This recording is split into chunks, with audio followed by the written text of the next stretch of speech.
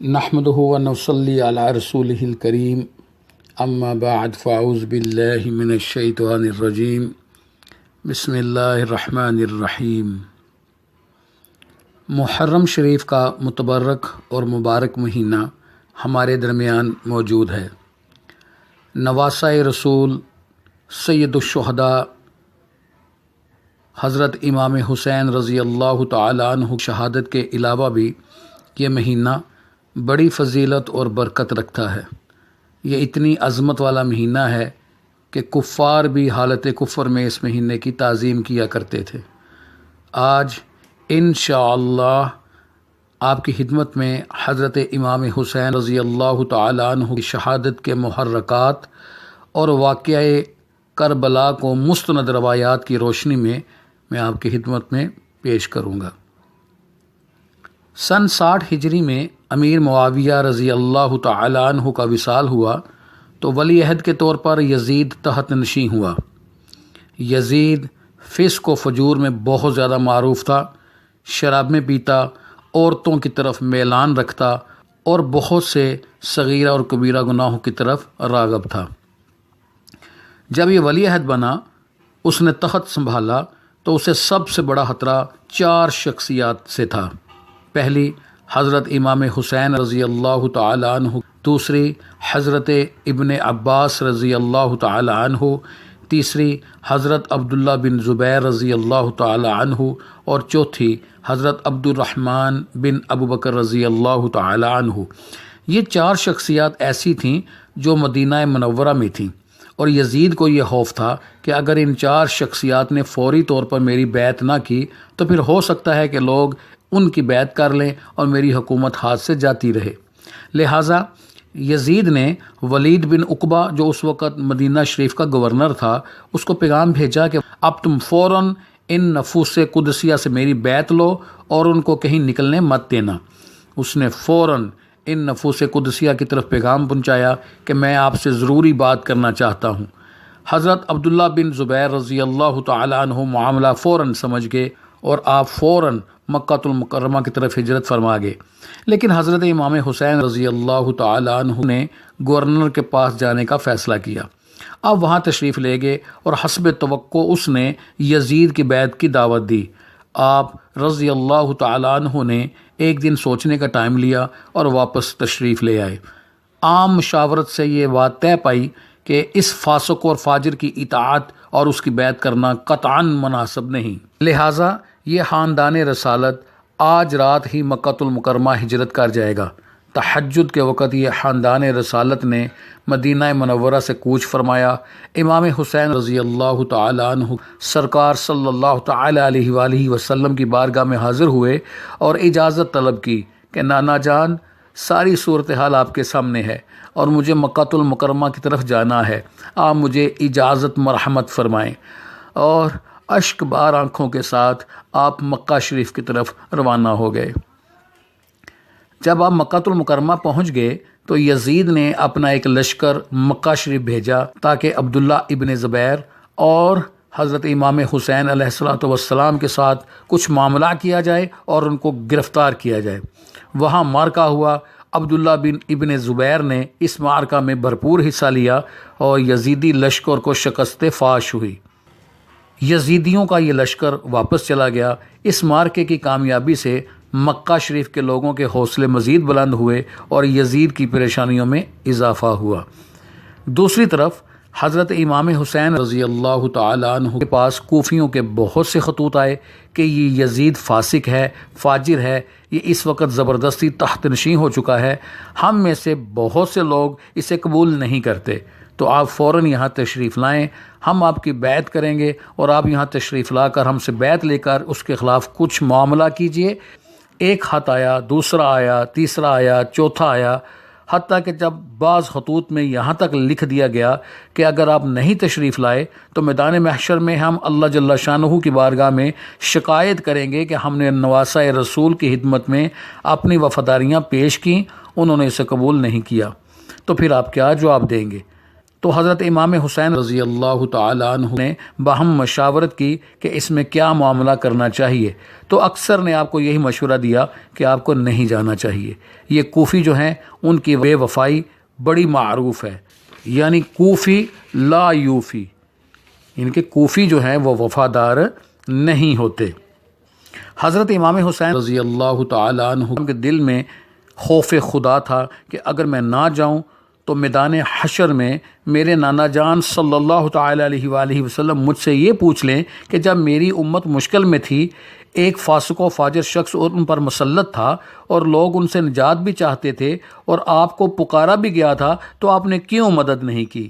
یہ خوف آپ کے دل میں اتنا بیٹھ گیا کہ آپ نے جانے کا فیصلہ کر لیا۔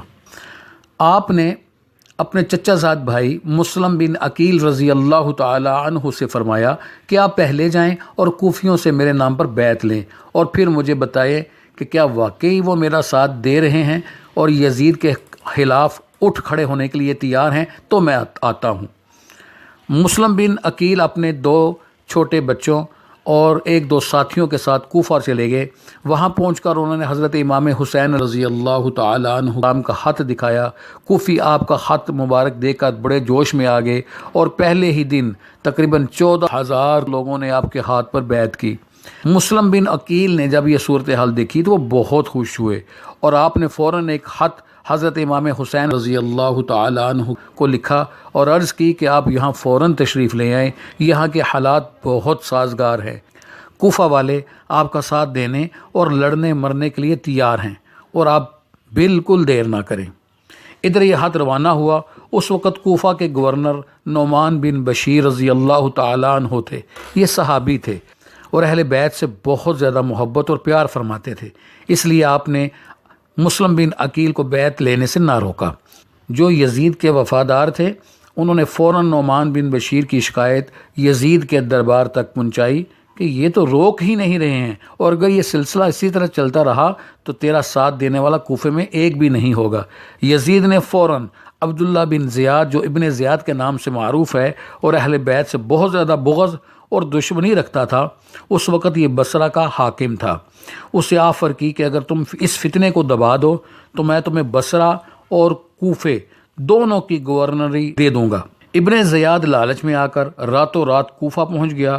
اس نے کوفیوں کی امام حسین سے محبت جاننے کے لیے ایک ایسا لباس پہنا جو عربوں کا ہوتا ہے اور چہرہ ڈھانپ لیا۔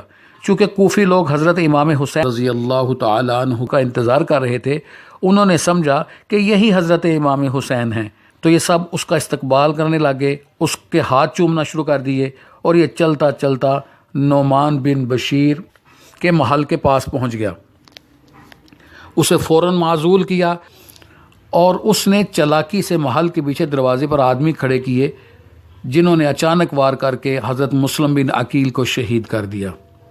شہادت کے وقت کم و بیش 40,000 کوفیوں نے آپ کے ہاتھ پر بیعت کر لی تھی۔ جب مسلم بن عقیل زمین پر گرے تو اس وقت ان کی زبان سے نکلا کہ کاش کوئی میرے بھائی حضرت امام حسین رضی اللہ تعالیٰ عنہ کو بتا دے کہ مسلم بن عقیل شہید کر دیا گیا ہے۔ اب چونکہ حضرت امام حسین رضی اللہ تعالیٰ عنہ تک کوئی اطلاع نہیں پہنچی تھی اور آپ کے پاس مسلم بن عقیل کا وہ خط پہنچا کہ آپ فوراً تشریف لے آئیں، حالات بڑے سازگار ہیں۔ اب امام حسین رضی اللہ تعالیٰ عنہ کے پاس 2 چیزیں تھیں، عزیمت اور رخصت۔ سب سے پہلے میں آپ کو عزیمت اور رخصت کے بارے میں تھوڑی سی تشریح بیان کر دوں۔ رخصت یہ ہے کہ اگر ایک بوڑھا شخص اس کے گھٹنوں پہ پرابلم ہے، نماز پڑھنے میں اس کو مشکل پیش آتی ہے، تو اس کو رخصت ہے کہ وہ بیٹھ کے نماز پڑھ لے۔ بیٹھ کے نماز پڑھنا رخصت کہلائے گا، لیکن اس کے باوجود اگر وہ کھڑے ہو کر نماز پڑھتا ہے تو اس کو عزیمت کہتے ہیں۔ حضرت امام حسین رضی اللہ تعالیٰ عنہ نے بھی عزیمت کا راستہ اختیار فرمایا، اس لیے کہ جب انسان اللہ جل شانہ کے راستے پر نکلتا ہے تو پھر وہ رخصت کو نہیں دیکھتا، وہ عزیمت کو دیکھتا ہے۔ حضرت امام حسین رضی اللہ تعالیٰ عنہ صرف 72 نفوس قدسیہ کے ساتھ اپنے گھر سے روانہ ہوئے۔ اب یہ بات بالکل واضح ہو گئی ہے کہ امام حسین علیہ الصلوۃ والسلام کسی حکومت کی لالچ میں نہیں نکلے تھے، کیونکہ یہ تو وہ شہزادے ہیں جن کے بارے میں نبی کریم رؤوف الرحیم صلی اللہ تعالی علیہ وآلہ وسلم نے اپنی حیات مبارکہ ہی میں بشارت دے دی تھی کہ حسن و حسین جنتی نوجوانوں کے سردار ہیں، جن کو اللہ تبارک تعالیٰ کے نبی صلی اللہ تعالی علیہ وآلہ وسلم جنت کے نوجوانوں کی سرداری اللہ کے حکم سے عطا فرما دیں، وہ دنیاوی اور عارضی دولت اور حکومت کے لیے اپنے گھر سے باہر نکلیں گے، وہ بھی عورتوں اور بچوں کے ساتھ، اور پھر اگر آپ چاہتے تو آپ ایک لشکر جرار جمع کر کے ساتھ لے جا سکتے تھے۔ پس ثابت ہوا کہ یہ عزیمت پر عمل تھا۔ ابن عباس رضی اللہ تعالی عنہ سے مروی ہے کہ آپ صلی اللہ تعالی علیہ وآلہ وسلم فرماتے ہیں کہ امام حسین رضی اللہ تعالی عنہ کی شہادت، آپ کے واقعات آپ کے بچپن سے ہی مشہور ہو گئے تھے۔ سرکار صلی اللہ تعالی علیہ وآلہ وسلم نے بشارت دے دی تھی کہ میرے اس بیٹے کو شہید کیا جائے گا، اور یہی ہوا۔ ام سلمہ رضی اللہ تعالی عنہ کو سرکار صلی اللہ تعالی علیہ وآلہ وسلم نے ایک مٹی دی اور فرمایا کہ اسے کسی شیشی وغیرہ میں ڈال لینا، جب یہ مٹی خون بن جائے تو سمجھ لینا کہ میرے اس بیٹے کو شہید کر دیا گیا ہے۔ 60 سن ہجری میں یزید حاکم بنا، اور 61 سن ہجری میں 3 ذی الحجہ کو امام حسین رضی اللہ تعالی عنہ اپنے گھر سے نکلے۔ اب راز کی بات تو یہی ہے کہ آپ کو تو بچپن سے ہی بتا دیا گیا تھا کہ آپ کو شہید ہونا ہے، حتیٰ کہ حضرت علی کرم اللہ وجہہ جب ایک سفر سے واپس آ رہے تھے کہ ایک جگہ آپ نے قیام فرمایا اور پوچھا کہ یہ کون سی جگہ ہے، بتایا گیا کہ یہ میدان کربلا ہے، تو آپ رضی اللہ تعالی عنہ رونے لگے، اور خیمے سے باہر آ کر آپ نے فرمایا کہ میری اولاد کو اس مقام پر شہید کیا جائے گا، کیونکہ نبی کریم صلی اللہ تعالی علیہ وآلہ وسلم نے مجھے بتایا ہے۔ یعنی اتنی معروف چیزیں تھیں، تو امام حسین علیہ الصلوۃ والسلام یہ جانتے تھے کہ آپ کی عمر کا وہ حصہ آ چکا ہے جس میں نبی کریم صلی اللہ تعالی علیہ وآلہ وسلم کی میرے بچپن میں دی گئی خبر کی باقاعدہ ایک عملی شکل نظر آنے والی ہے، لہٰذا وہ کیسے رک جاتے۔ اور پھر آپ دیکھیے کہ اگر رکنا ہی مقصود ہوتا تو اللہ جل شانہ کے نبی صلی اللہ تعالی علیہ وآلہ وسلم اللہ کی بارگاہ میں دعا کرتے کہ میرے اس بیٹے کی شہادت کا معاملہ ختم فرما دے۔ حضرت علی کرم اللہ وجہہ دعا کر دیتے کہ اے اللہ میرے بیٹے کو اس قدر بے رحمی سے شہید نہ کیا جائے۔ بی بی فاطمہ رضی اللہ تعالی عنہا دعا فرما دیتی، لیکن کسی نے دعا نہیں کی، اس لیے کہ خاندان رسالت اللہ کی رضا پر راضی تھا۔ اگر اللہ کا عزلی فیصلہ یہی ہے کہ ہمارا خاندان میدان کربلا میں اپنی جانیں قربان کر کے دین کے لیے ایک عظیم قربانی کی مثال پیش کرنے کے لیے منتخب ہو چکا ہے تو ہم راضی ہیں۔ تو ہم کون ہوتے ہیں؟ دعا کرنے والے۔ گویا کہ رضا الہی کے لیے امام حسین رضی اللہ تعالی عنہ نے اپنی اور اپنے خاندان کی قربانیاں دینے کے لیے اپنے آپ کو اور اپنے ساتھیوں کو پیش فرما دیا۔ آپ راستے میں جا رہے تھے تو اطلاع مل گئی کہ مسلم بن عقیل شہید ہو گئے ہیں۔ آپ تھوڑا سا اور آگے گئے تو یزید ابن زیاد نے حضرت حر رضی اللہ تعالی عنہ جو پہلے دشمن تھے بعد میں دوست بنے، ان کو 10,000 کا لشکر دے کر بھیجا اور حکم دیا کہ ان کو فوراً گرفتار کرو اور میرے پاس لے کر آؤ۔ حضرت حر نے عرض کی میں مجبور ہوں، آپ کے سامنے آ کھڑا ہو گیا ہوں، آپ میرے ساتھ ابن زیاد کے پاس چلیے۔ امام حسین رضی اللہ تعالی عنہ نے فرمایا یہ نہیں ہو سکتا۔ اتنے میں عمر بن سعد کو ابن زیاد نے حکومت کا لالچ دیا کہ میں تمہیں علاقہ رے کی حکومت دے دوں گا، تو جا۔ حر نے اتنی دیر کیوں لگائی ہے، اور فوراً امام حسین کو رضی اللہ تعالی عنہ گرفتار کرو۔ وہ بھی ایک لشکر جرار لے کر اس مقام پر آ گیا۔ حضرت امام حسین نے سوچنے کا وقت مانگا اور آپ نے ایک میدان میں خیمے لگائے۔ آپ نے پوچھا یہ کون سا میدان ہے؟ لوگوں نے بتایا کہ یہ میدان کربلا ہے۔ تو پھر آپ نے ارشاد فرمایا پس ہماری شہادت گاہ بھی یہی ہے۔ اس رات آپ نے اپنے رفقا کو فرمایا کہ اگر آپ چاہو تو تم لوگ چلے جاؤ، مجھے ان کے تیور خطرناک نظر آ رہے ہیں، ایسا نہ ہو کہ یہ حملہ کریں اور تم سب اس میں نقصان اٹھاؤ۔ ان کی دشمنی میرے ساتھ ہے، میں یہاں ٹھہرتا ہوں۔ یہ سن کر سب خاندان والوں نے کہا کہ یہ کیسے ہو سکتا ہے، ہم آپ کا ساتھ چھوڑ کر چلے جائیں، ہم آپ کے لیے جانیں قربان کر دیں گے۔ شمر جو بہت بڑا کمبخت تھا، ایک لشکر لے کر آیا اور مشاورت کر کے نفوس قدسیہ پر نہر فرات کا پانی بند کر دیا اور 500 افراد نہر کے ارد گرد کھڑے کر دیے اور حکم دیا کہ خاندان رسالت کو ایک قطرہ بھی پانی کا نہیں ملنا چاہیے۔ 6 محرم کو نفوس قدسیہ کا پانی مکمل طور پر بند کر دیا گیا، حتیٰ کہ 9 محرم شریف کا وقت آ گیا۔ اس رات امام حسین رضی اللہ تعالیٰ عنہ نے یزیدیوں سے کہا کہ مجھے کم از کم سکون سے ایک رات عبادت کرنے دو، میں چاہتا ہوں کہ میں اپنے رب سے مناجات کروں۔ آپ نے یہ رات اللہ جل شانہ کی عبادت کرتے ہوئے گزاری۔ جب صبح ہوئی 10 محرم شریف کو مارکے کا آغاز ہوا تو پے در پہ خاندان رسالت کے افراد شہید ہوتے چلے گئے، حتیٰ کہ خاص طور پر علی اکبر آگے بڑھے۔ علی اکبر خوب روح جوان تھے، ان کی مشابہت آقا علیہ الصلوۃ والسلام سے بہت زیادہ تھی۔ آپ گھوڑے پر بیٹھے، تلوار نکالی۔ اس وقت تاریخ کے مطابق امام حسین کی عمر مبارک 56 سال 5 ماہ اور 5 دن تھی، اور آپ کا ایک بال بھی سفید نہیں ہوا تھا۔ علی اکبر نے حملہ کیا، جو سامنے آتا اسے گاجر مولی کی طرح کاٹ دیتے۔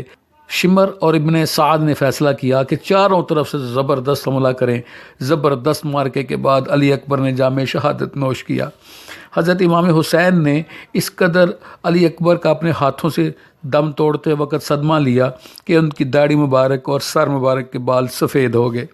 علی اصغر ننھے بچے تھے، دشمن کا ایک تیر ننھے علی اصغر کے حلق میں جا لگا اور ننھے علی اصغر نے اسی وقت جام شہادت نوش کیا۔ اس کے بعد حضرت قاسم بن حسن رضی اللہ تعالیٰ عنہ جو کہ 9 سال کے بچے تھے، وہ بھی شہید ہو گئے۔ اب امام زین العابدین، جن سے جتنے بھی آج سید ہیں آپ کی نسل سے ہیں، یہ بہت زیادہ بیمار تھے، علیل تھے۔ انہوں نے حضرت امام حسین سے اجازت طلب کی، لیکن آپ کو اجازت نہیں دی گئی اور فرمایا تم عورتوں کے پاس رہو، مجھے یقین ہے کہ تم سے ہی اب ہماری نسل آگے چلے گی۔ حضرت امام حسین دان میں تشریف لائے اور لشکر یزید کو وعظ فرمایا۔ آپ کا وعظ سن کر حضرت حر نے عرض کیا کیا میری بخشش کا کوئی طریقہ ہے؟ آپ نے ارشاد فرمایا کہ کافروں کو چھوڑ کر ہمارے ساتھ چلے آؤ تو میں تمہیں اپنے نانا جان صلی اللہ تعالیٰ علیہ وآلہ وسلم کی شفاعت کا وعدہ دیتا ہوں۔ انہوں نے اسی وقت کافروں کو للکارا اور فرمایا اے لوگو، میں جہنم چھوڑ کر جنت کی طرف آ گیا ہوں اور تمہیں بھی دعوت دیتا ہوں، ہمت کرو، اس طرف آ جاؤ۔ حضرت خور بھی لڑتے لڑتے شہید ہو گئے۔ اللہ تعالیٰ کی عطا سے حضرت امام حسین کو مستجاب الدعوہ بنایا گیا تھا۔ اگر آپ چاہتے ایک بد دعا دیتے، پورے کا پورا لشکر تباہ و برباد ہو جاتا، لیکن آپ جانتے تھے کہ اللہ سبحانہ تعالیٰ نے اس میدان میں میری شہادت لکھ دی ہے، تو پھر آپ نے اپنی شہادت کو ٹالنے کے لیے کوئی دعا نہیں فرمائی۔ یہ اللہ سبحانہ تعالیٰ کی رضا پر راضی رہنے کی ایک عظیم مثال ہے۔ خاندان رسالت کا شیر اکیلا ہزاروں کے سامنے کھڑا ہو گیا اور متعدد کافروں کو جہنم میں واصل کیا۔ پھر ان کم بختوں نے چاروں طرف سے آپ کو گھیر لیا۔ ان کم بختوں نے مل کر چاروں طرف سے اتنے تیر برسائے کہ آپ کے جسم مبارک کا کوئی حصہ ایسا نہ تھا جس میں تیر نہ لگا ہو، اور حضرت امام حسین گھوڑے سے زمین پر تشریف لے آئے۔ اب کافروں نے تلواروں کے وار کر کر کے آپ کو شہید کر دیا۔ شمر یا ایک روایت میں سنان ابن انس میں سے کسی ایک نے حضرت امام حسین گردن مبارک پر ایسا وار کیا کہ آپ کا سر مبارک علیحدہ ہو گیا۔ اِنَّا لِلَّهِ وَإِنَّا عَلَيْهِ راجعون۔ حضرت امام حسین رضی اللہ تعالیٰ عنہ ہم نے جان دے کر زندگی اور موت کے معنی بدل دیے۔ الحمدللہ اس واقعے میں ہمارے لیے بہت بڑا درس ہے۔ امام حسین رضی اللہ تعالیٰ عنہ ہم اللہ کے دین کے لیے گھر سے نکلے، ہمیں بھی نکلنا چاہیے۔ آپ نے میدان میں جانے کے باوجود سامنے ظالم کھڑے ہیں، کبھی نماز قضا نہیں فرمائی۔ ہمیں بھی اپنی نمازوں کی حفاظت کرنی چاہیے۔ آپ نے ہر مقام پر سچ بولا، ہمیں بھی بولنا چاہیے۔ اللہ جل شانہ سے دعا ہے کہ اس واقعے سے درس حاصل کرتے ہوئے ہمیں بھی ان اچھے نکات کو اپنانے اور انہیں اپنی زندگی پر عملی طور پر نافذ کرنے کی توفیق عطا فرمائے۔ آمین یا رب العالمین۔